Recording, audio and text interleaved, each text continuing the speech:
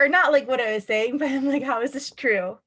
So I'm a big foodie. I don't know if you knew this about me, but I worked for like a food company for like 5 years, and I worked with chefs. So like literally like food is my life. Anyways, bacteria from food can survive for several days on the surface of plastic cutting boards. Okay, so we got our bacteria, and so we have our chicken on the plastic cutting board. The bacteria can survive for several days. But bacteria can penetrate wood cutting boards almost immediately. So when we put our raw chicken on that wood cutting board, it penetrates the wood, so it goes into the wood and it leaves the surface free of the contamination. It's magical. That's where I was like, wait, what? Anyways, therefore, wooden cutting boards, unlike plastic cutting boards, need not be washed in order to prevent their contamination food that is cut on them. So we don't have to wash them in order to prevent the contamination to be, or in order for it to like them not contaminate when we cut other food on it. Apparently wiping them off to remove the debris is good enough. It's sufficient. So our conclusion here is that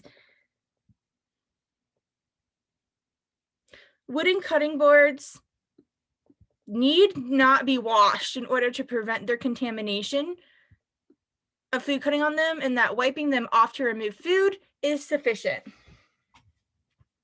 I was thinking that, well, our only support for this is that the bacteria, like the surface is just free of contamination.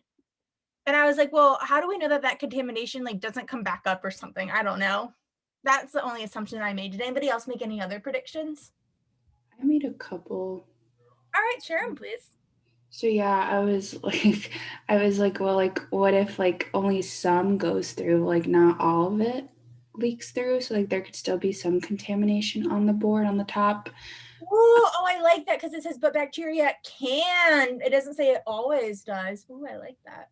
Yeah, and then I don't know, this one kind of grossed me out, but I was like, well, what if I cut myself while No. chopping? Oh yeah, what if what's on it isn't food and there's a different kind of contamination? Yes. Yeah. Brilliant. Anybody else have any different predictions?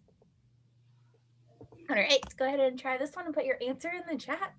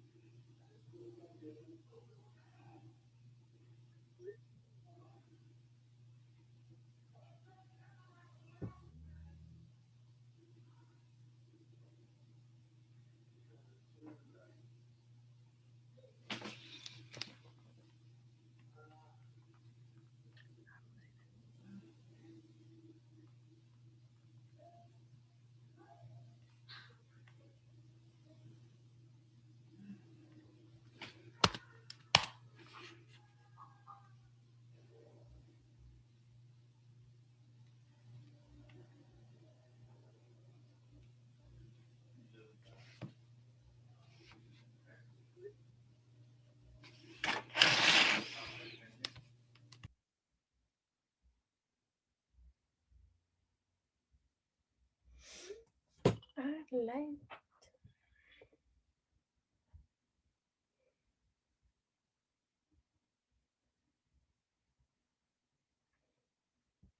Eamon, do you have an answer? Um, I was thinking about D. Yeah, So if you, everyone, yeah, it's D. is it? Yeah. So let's figure this out. So A says washing plastic cutting boards does not remove all, we don't care about plastic cutting boards. So it's not A. Prevention of bacterial contamination is the only respect in which, do we care about them being the only respect that wooden cutting boards are superior? And when I want to say it true, like I like my wooden cutting boards, but I also like how quick you can use a plastic cutting board. Like it's easy, like, pull it out. It's lighter weight. It's better for travel. Right. See? Food that is not already contaminated with bacteria can be contaminated only by being cut on.